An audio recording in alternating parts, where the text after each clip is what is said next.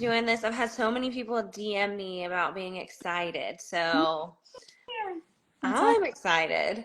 We're gonna jump right in. So we are talking about Salacious Players. I only have these four, but they've recently gotten new covers. Oh, I'm trying. So that's what we're gonna talk about. Right? Um, and I said this before you joined, but if anyone has questions, feel free to put them in the question box or in the comments. And if we have time to get to them, we will do our very best. But can you start by telling us just kind of how you got to where you are as an author? Sure. I published my first romance novel back in, oh my gosh, 2019. It feels forever ago. It's really not that long ago. And sort of played around with different subgenres and different styles of romance. And it wasn't until late 2021 where I sort of got the idea for Praise and the Salacious Players Club, and really sort of decided to jump into this series, which obviously has launched my career in a big way. And so yeah, it's been fun, finding my place in romance, and really exploring this, series and everything I think that it encompasses, which is a lot of different tropes and a lot of different styles and things like that. So For sure. So, for just a really quick summary, what could you give us? sure. So the Salacious Players Club is about four owners of a club, obviously, a special club, right? And each book follows a different owner and their romance. And each one is centered around a different kink, especially, essentially. So you have the Dom sub and Praise, you've got voyeurism and exhibitionism and Eyes on Me. And so they, just kind of just keeps going and exploring different types. And then there was two added on, which is Highest Bidder and Madam. So those will come out in 2024. Great. So, where did you get the inspiration? Because you just said that like you started thinking about it and then it just kind of took off. So, did you see it like I'm sure you hoped, but not necessarily saw it like taking off like it did? Oh, I did not see it taking off like it did. I was actually like a lot on TikTok back, and right after the pandemic. And Praise Kink was kind of having its moments. And I decided, like, why don't I just write a book, sort of based around that. I was doing a lot of like brainstorming with my publicist at the time, and we kind of came up with this idea, to why not, have it at a club and have each owner have something different. And it was really supposed to just be Praise at first, and then it just really took off. The whole idea just took off. Well, that kind of leads to my next question, which is how much has it changed from conception to now? Because I'm sure, like, you said you've already added on two books. So how did that happen?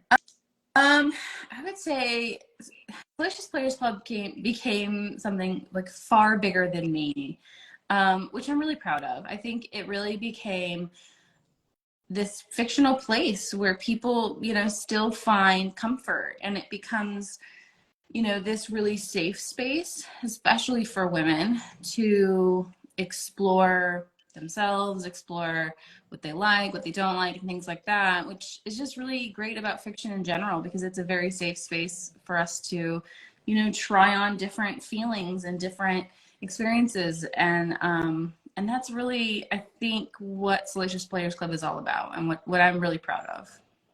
So initially, was it just the one, or were you always going to do the four? I was always going to do the four. I mean, the idea came from the one. I'm a series writer at heart, so I can't write just one book. Sure. It was always supposed to be four. I did always want it to be 6, but I remember at the time we were sort of like, well, we don't really know how it's going to do. Like, what if it just doesn't do very well? And I don't want to be locked in for 6 books. So let's just say we'll do 4 and just kind of see. And then obviously it did really well. And so, we decided to add on 2 more. Yeah, here we are.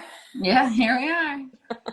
So you've already mentioned it, but you cover just so many different kinks and, what some people label as like taboo preferences and things like that. So how did you go about, like researching and kind of learning how to make those feel very authentic?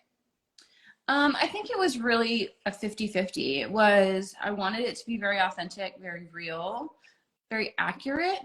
But at the same time, I wanted it to be based in fantasy. So it was very much, if a club were to exist, which obviously they do, but I'm saying if they were to exist and if we were to go to one, this is what I would want it to be like. This is what I would, where it feels very welcoming and very safe for women especially. I wanted it to be, this is exactly how I wanted it to be. So yeah, I did all the research and I had professionals in the community, reading it to be sure that it was all, safe and I was following all the rules and, but at the same time, this is how we would want it. This is how, if the club were real. So. Well, you touched on it a little bit already, but why do you think it's important to tell these types of stories? I think for all romance, really, this, like I said, it's just, this is a safe space. This is where, it's the same could be said for dark romance, for, different relationship dynamics. This is a place for us to safely explore what we like and who we are. And I think it's also, important because, when I write a story, there's so much of it that comes from my experience, me as a person. And it's really, I think, amazing that when I put that out into the world, there are a lot of people who relate to that and say, I feel that. And then other readers who will feel the same thing. So it's just this, it's also this human connection that I think is kind of incredible. So we never really truly feel alone. We're all sort of connected in some way. One of the themes that is just woven throughout the entire series is this idea of acceptance. And like, some people are coming to terms with what they like and some people are already fully there. So was it always your intention to make sure that that was kind of a forefront of the stories? It really, I don't think it was my intention. I think it was just something that I did like subconsciously. And I didn't really think about it a lot at the time. Once, I started to get a lot of feedback and I realized that was what people were really taking from it. Then I leaned heavier into that with the rest of the series. And, but yeah, it's just, I feel like very natural just to want to write something where people felt, and maybe that was coming from a place in my own experience where I had grown up in purity culture and I had grown up in, environments that made, I think, women especially feel bad for the things that we like or that we want to explore. And so I think a lot of that just really naturally came out in my writing. But yeah, definitely, like by the time Mercy came out, I was like, this is a big part of this story, so. I mean, I plan to ask a little bit later, but kind of just going off of what you've said, do you get a lot of people that kind of give you that feedback of, it's really important to me to like kind of see myself in these stories since I mean, I've talked to a lot of people who also have that kind of background where it's just like, it's just not even something we ever knew to think about. Oh, totally. I don't think it was so ingrained in us still. I mean, to this day, I think it's just such a part of our culture that it's one of those things we don't even really think about until somebody brings it to our attention. Like, oh yeah, that was not cool. That was weird, that there was a moment in Mercy where she got a lecture from her mom and about, losing your purity or whatever it was. And while I didn't get that from my mom, I did get it from a teacher, which is kind of even worse. But like that, I mean, that's just, I didn't think anything of it until I got older and I was like, oh yeah, that's not okay, And so I like that we're bringing attention to it now. Yeah, this idea that your value is not attached to where you stand Exactly. with all that. Yeah, exactly. Well, one of the things that I have am like I'm constantly impressed with everyone who can do this, but you write from so many different perspectives, and I think three is the most in this series, I think. Yeah. I Yes. could be wrong. But Yeah. how do you like navigate? How do you give them different voices and really figure out how to make sure that them are so individual? I do when I am in my plotting stage, I do a lot of character work.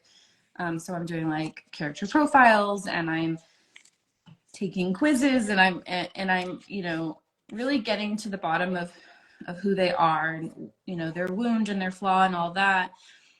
But I really think the bulk of it happens once I start writing, and it's honestly as if that character is talking to me. And so that's when I really get to learn their voice and who they are. And it's not always who I thought. A really great example of that would be Garrett from Eyes on Me, because I had an idea in my head of who he was, and once I got to writing that book, he basically told me that's not the whole story. There was a lot more to it that I didn't understand. So it was kind of, it was kind of fascinating for that to happen that way. But yeah, it's really a matter of just letting them do the talking. Was he the one that surprised you the most out of like changing from planning stage to like pen Oh and yeah. paper? Oh yeah. Um, yeah, he made that book very difficult to write. I was not a happy person when I was writing that book, just because I think I wanted it to be easy, and it wasn't. But I think it ended up being something really beautiful and more important because it wasn't easy, because there was a struggle there of learning, the darkness in his past and how he overcame that. And yeah, while I didn't plan for that and I kind of tried to talk him out of it, that's just sort of how that's how he wanted it to be told. And I'm glad I went with it. So do you write each point of view like by itself and then go back like one by one, or do you write them simultaneously? I write them simultaneously for the most part. I don't always force whose perspective. So it's not always an even like him, her, him, her, him, or I try to just go with whatever feels natural. But it's like sort of a game you play, especially when you get to a scene where it's both of them, or especially when it's like a spicy scene, or like whose perspective will this be more fun or more important, in this moment. And so there's been times where I will get an entire chapter almost like half or completely done and just be like, no, I think it has to be through the other. And I'll, go back and delete it and start over. So, yeah, it's just the way it is. If people could only read one from the series, which one would you say? Yeah, it's got to be this one. I would say praise, honestly. I think it works really well on its own, but it still has kind of a little bit of everything in it. So, yeah. You did, like we've already talked about, it was supposed to be four, it grew into six. So, what are the chances there is going to be more from this? Um, I'll say the stories at Salacious are done, but it's a whole universe, and there are more places to go and more people to meet, and definitely some things that could happen, here and there, and I won't give away a whole lot. But all of my books, for the most part, are centered in the same universe. So I mean, we're never really gone. Well, I was gonna say the way the most recent one ended was like, I feel like there's more here to be. She's being sneaky. Yeah. Well, I want to kind of talk about like your processes and you already talked about plotting.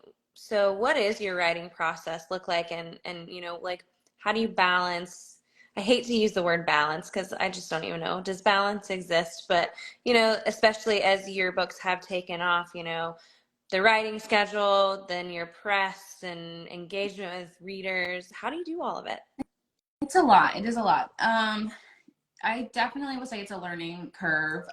You often don't really learn what not to do until it's too late and you've sort of been scorned or burned by something, which is, you know, a learning curve for me this year was, take little breaks throughout the year so you don't get totally burnt out by the end and then have to take like a huge break. And I'm not really a big fan of breaks. So, um, I this is my full-time job, so I try to treat it that way. I try to like leave my office at 5, go spend time with my family, and I do travel a lot, but I love traveling. um, and my husband is retired Army, so he was gone a lot. Now he's home full time, and so it's kind of nice. We switched places a little bit, so now he kind of gets to be like I can hear him literally cooking dinner. It's kind of sweet.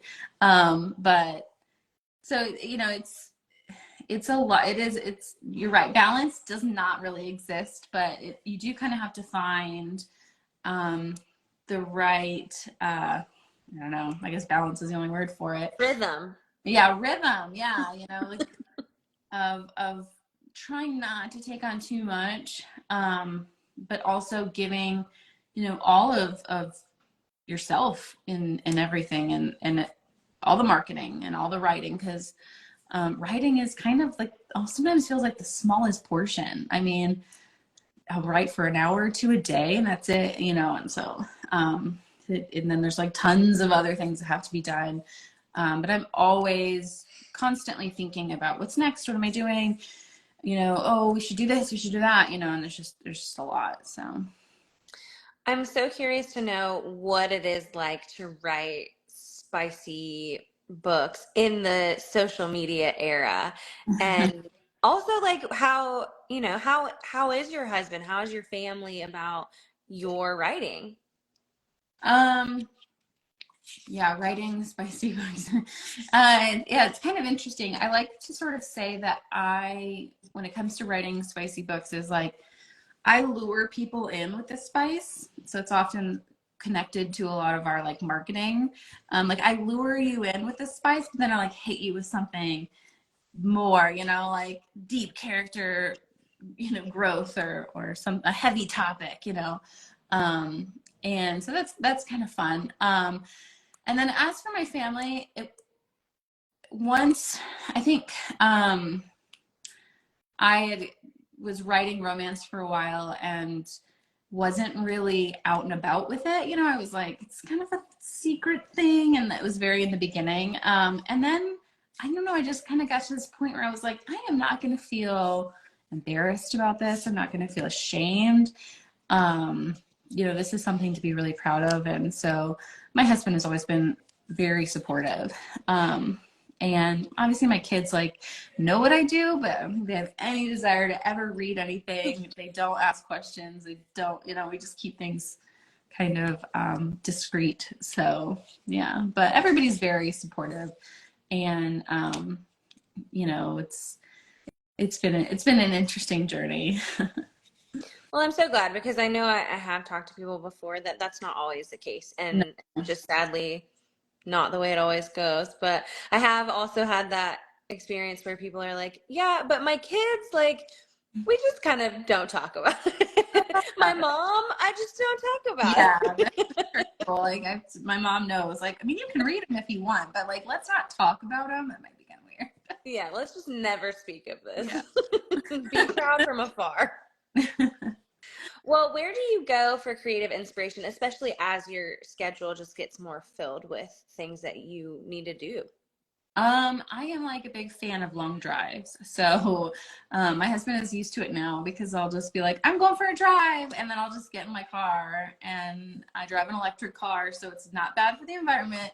But I do a lot, especially if I'm stuck, because if you're sitting here in your office, it's not a great place to flesh out ideas or feel inspiration. And there's like nothing on the computer screen that's going to sometimes, give you ideas the way just kind of quieting your mind and like listening to music or, talking it out with yourself. So I'm always like, I'm just going to go for a drive, and then I'll just go get on a road and just drive for like an hour. And music is a huge part of my, like inspiration. So have tons of playlists. So it's like, all right, I need, ideas for like an angsty scene or a romantic scene. I have all of these things. So, yeah, music is a huge part. Yeah, my Spotify Wrapped said that I was the alchemist because I have a playlist for everything, and I was like, this is fully accurate. It is so true. Yeah.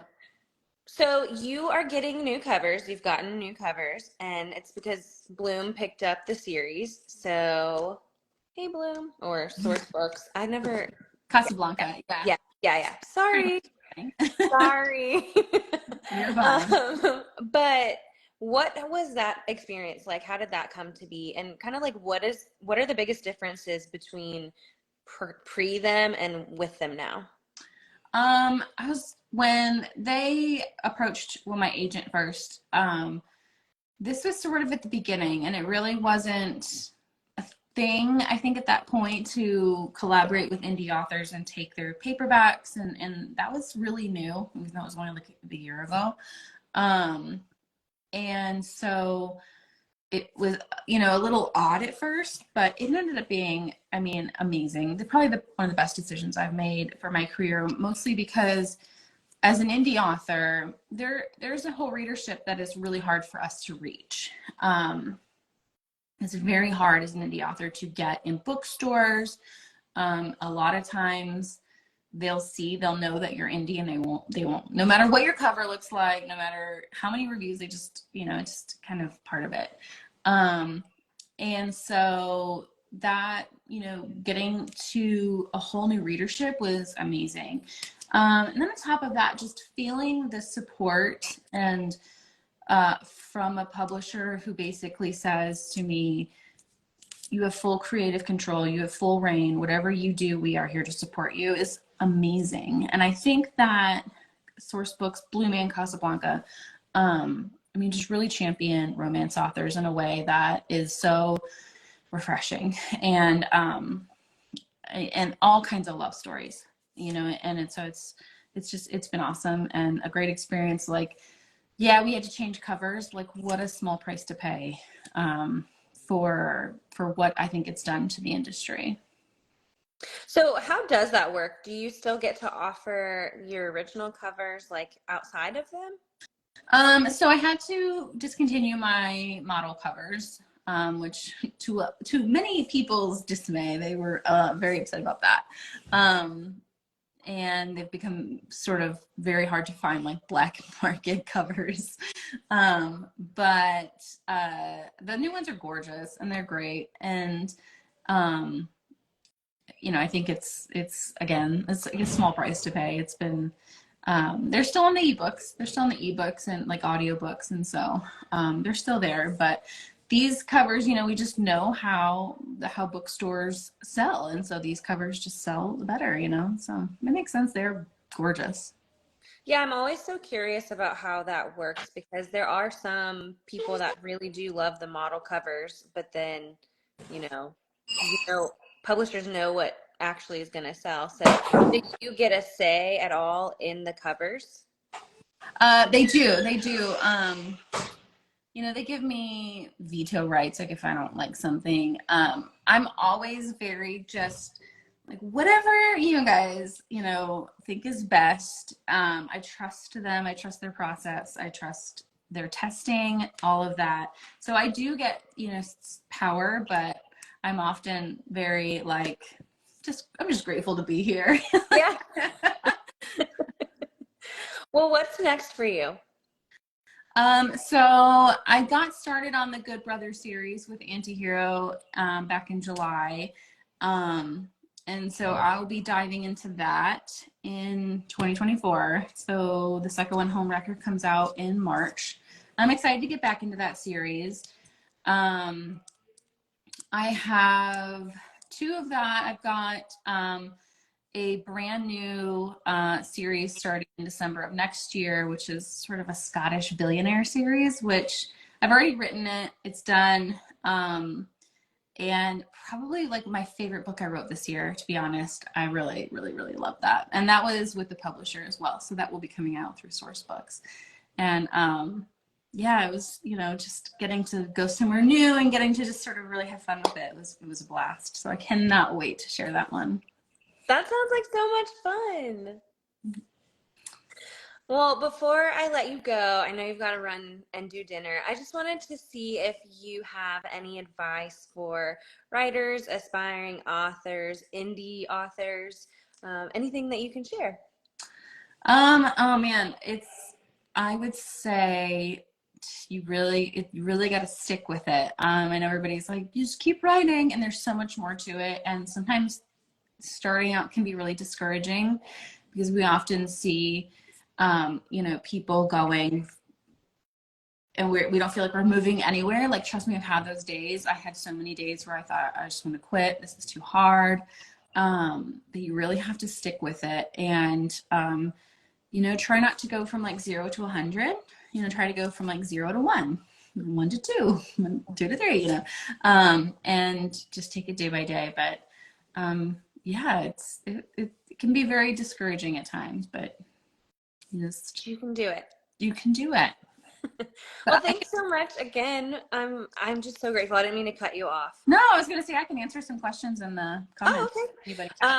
I did see someone ask if there's been any updates about Praise being sold for movie rights. Yeah. So the script is in production right now. We were on a very long hiatus because of the strike, and didn't do anything until we knew for sure that all of our writers and actors are being paid what they deserve. So that put a huge, pause on it for a long time. But now that it's over and we're back, the script has been in production for a few weeks now. So hopefully, we'll have some more news soon. But yeah, that was a trip.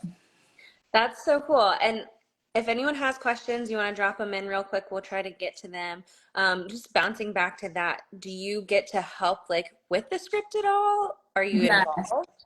Yes. I don't want to say I found this person found us, and she's a brilliant filmmaker and wants to be very collaborative, and I think has a vision for Praise that's it was really special. And so yeah, she's been collaborating with me a bit, and I do get to work on it and get to approve it and all of that. So That's so exciting.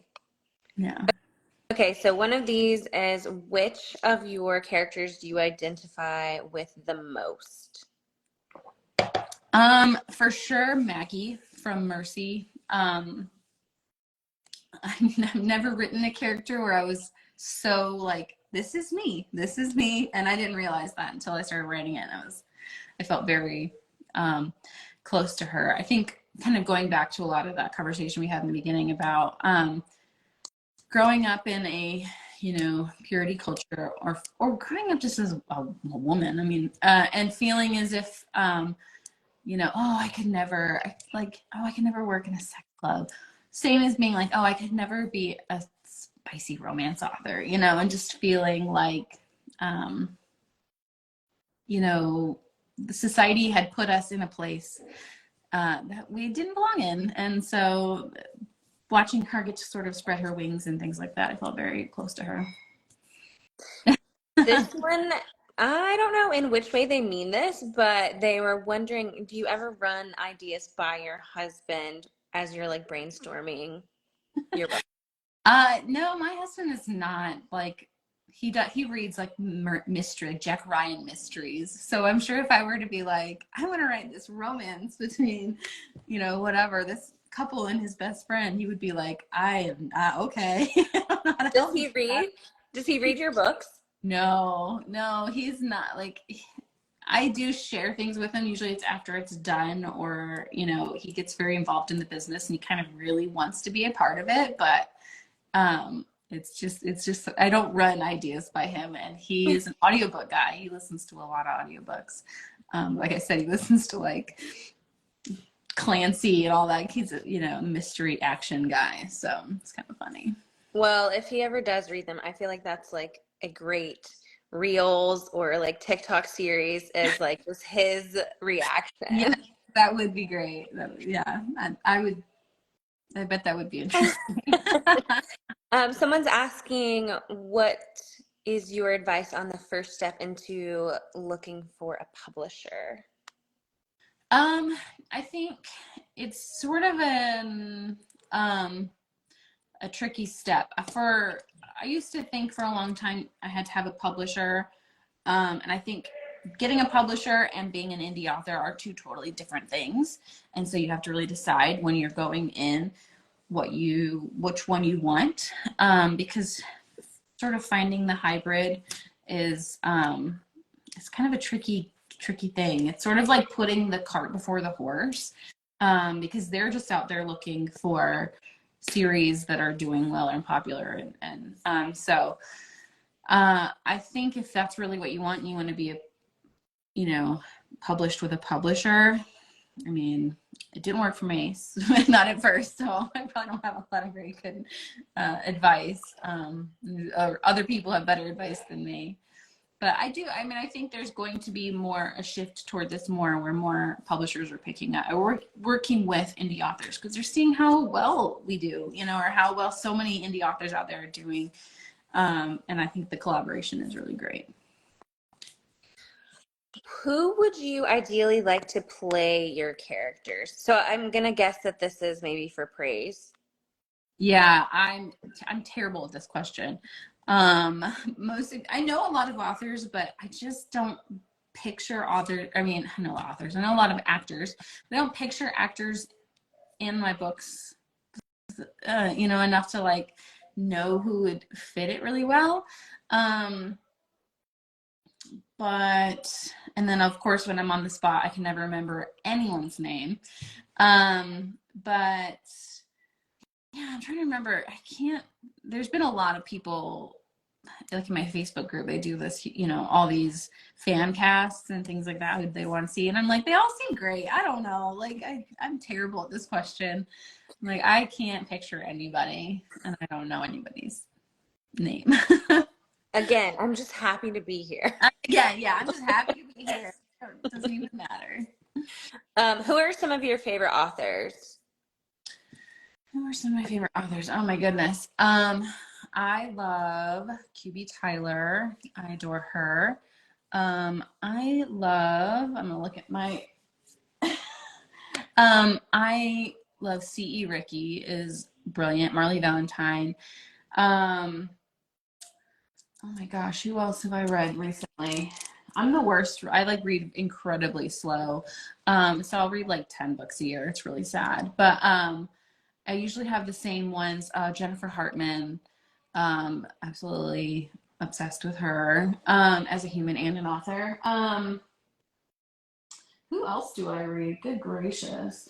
Oh, Sierra Simone, obviously. So do you primarily read romance? I do. I do. Every once in a while, I'll read something outside, maybe like a young adult fantasy or something, just sort of step out. But I do primarily read romance. I don't always read super spicy romance. And sometimes I like to read things I don't write. So I'll read like monster romance or mafia, or like I'll just, I go all over the place. I don't read exactly what I write. Yeah, it's always interesting to me to find out people's reading preferences because you've got some people that are like, yeah, I mean, I will pick up a romance book every once in a while, but normally it's not that. And I'm just like, yeah, everyone's so different. Yeah. Yeah, I can't read too much similar to what I write because the wires get crossed, but it is nice to read every time I read, but no matter what I'm reading, I'm always searching for that like feeling. So it's like, I love when they just hate each other so much, or oh, I love when, these little like micro trope moments, and then that gets my brain going, like, oh, I could do that, something like that, or it's just fun, to play with that sort of inspiration. So, and it doesn't always come from romance. Sometimes it'll come from, like, I watch a lot of Marvel, and I'll be like inspired by Marvel. Like, it doesn't even matter. I mean, inspiration is everywhere, they It say. is. It is. Okay, so this person asked, and we'll let this be the last one, but is there a genre or kink you want to write but haven't yet? Hmm.